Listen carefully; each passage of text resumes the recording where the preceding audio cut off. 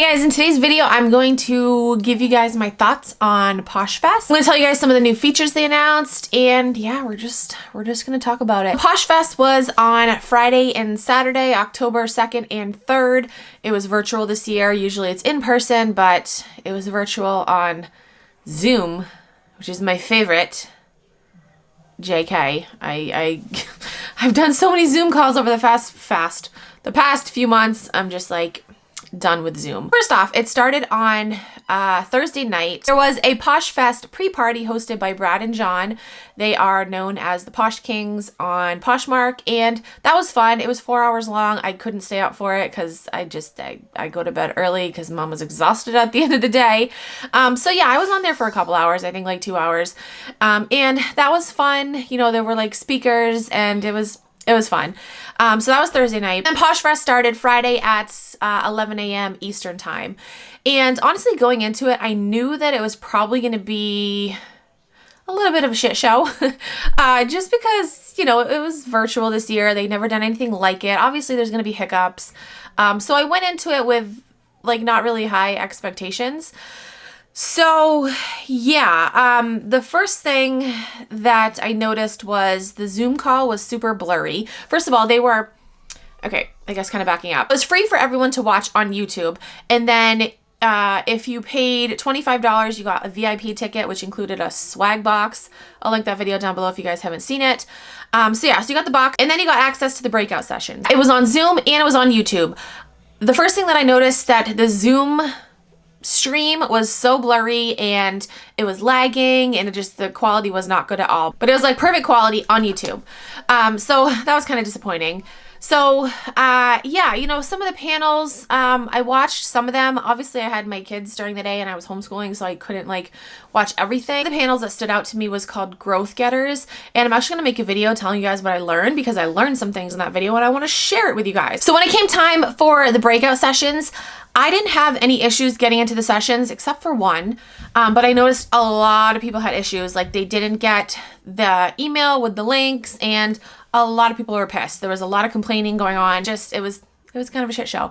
The only issue that I had was they had a session called At Me Anything where you could ask questions, and you had to go into like this main room first and then tell them what room you wanted to go in depending on your question, and then they would send you in the room. That didn't work out so well. And I felt so bad for the guy that was like moderating the main room. Like he was so nice and he had to keep like repeating himself, and it totally was not his fault, but people were getting pissed and I felt really bad for him. That was frustrating. I did actually get into a room. It took like 45 minutes and it was like the first session was over and I had to go to the next session, and I had to actually miss some of a different breakout session in order to go into yeah. So I went into one of the rooms and I asked them a question. What do you think I asked them, guys? I asked them about bots, and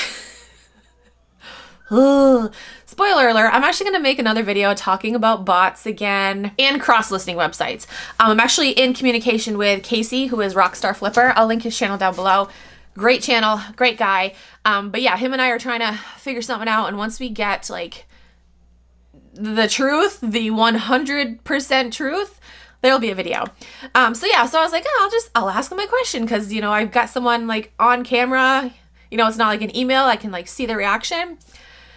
And I asked the girl, because I guess last year or the year before, List Perfectly was a sponsor. I know we're talking about List Perfectly again. But yeah, I guess List Perfectly was a sponsor at Posh Fest. And supposedly they were going to be a sponsor this year, but they weren't. But yeah, I asked the moderator of the session, you know, is List Perfectly okay to use? And at first she was like, List? I don't know what List is. I'm like, no, it's called List Perfectly. Like, it's not called List, it's List Perfectly. And she's like, I don't know what that is. I don't know. And she kept saying, I don't know. I'm like, okay, great. You are very helpful. And then she just like totally ignored me and went on to the next question. I was like, okay, cool. So yeah, that was, I mean, not really surprising, honestly. But again, we're trying to get to the bottom of this, and we're going to have a video coming soon, or I'm going to have a video coming soon. Hopefully, fingers crossed. So yeah, so that was like the only issue that I ran into, was getting into that room, and then the girl was clueless, basically.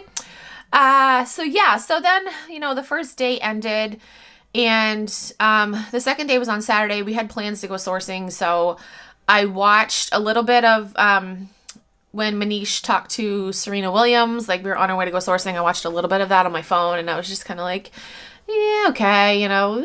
I'm pissed that I missed the YouTube one because I wanted to see the YouTube one and see what these people said about thriving on YouTube, I think was the name of it. But actually, I think they recorded it. I think I couldn't go back and watch it. But yeah, I wanted to see that one. I ended up missing that one because we were sourcing. So yeah, I didn't really see much of Posh Fest on Saturday. Yeah, there was like a closing party. They had like a DJ live on their Facebook page and just playing music. I guess my takeaway from Posh Fest was, again, it was kind of a shit show. Obviously, it's probably completely different in person because, you know, there aren't many, if any, technical issues. So yeah, I can't really, that's all I have to compare it to. I haven't been to Posh Fest in person, so I don't know what it's like. The virtual experience is all I have. So yeah, so I mean, it was kind of a shit show. I did learn some things though, definitely. It wasn't a complete waste of time, I don't think. On Saturday, they did their hackathon, which revealed their new features, and I'm gonna talk about those new features right now. Hold on, I have a screenshot of them. Okay, so the first new feature on Poshmark. So these features actually won't be out for a few more months, which it's like, okay, like shouldn't you guys have been working on these and then, you know, they could be released at Posh Fest or shortly after? But no, they said a few months, so that's kind of frustrating. Okay, so the first thing is the ability to search within closets. So you can go to your closet, to somebody else's closet, and you can search. There's already a search feature. You can search by brand. You know, you can search by size, price, but this you can search by like keywords, I guess. Like they use the example of like a leopard fuzzy sweater. If you want to search for a leopard fuzzy sweater, you can do that. So that's good. Number 2 is the ability to sort your closet by likes. I like that. That'll be very handy when sending out offers to likers. So that's a good one. Number 3 is a party filter. It allows you to see everything in your closet that fits within the party's theme. So that's helpful if you participate in parties. I know some people don't participate in parties. But yeah, that's helpful. You know, because some parties are like brand specific and you have to go through and like sort your closet by brand and then share it that way. So that's cool that it will automatically like categorize it for you. Number 4 is search within your purchases and search within your sales. So that's very helpful. You know, you can search by shipped sales, pending sales. Good. Lots of new search features. A feature that I'm really excited about is you can print labels in bulk. Finally, you don't have to go in one by one and print a label. And you can also mark them all as shipped at the same time. You don't have to go in one by one. I feel like that's something like, I feel like that to me, I don't know. I'm not like, I don't know the inner workings of how you run Poshmark, but I feel like that is simple and should have been available a long time ago. Okay, next is automatic. Ooh, I like this one.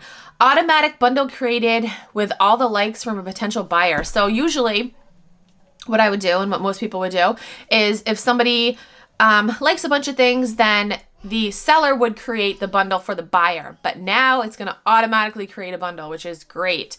One thing I was kind of disappointed that they didn't like add on to that is the messaging in a bundle is still not private. So that's kind of frustrating. The last feature is the ability to delete old bundles. Yes, finally. Again, I feel like that's something that's super simple and it should have been available a long time ago.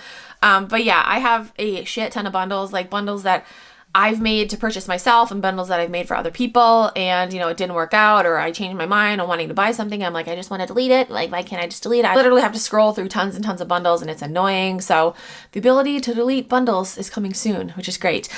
So that's all the features that they announced.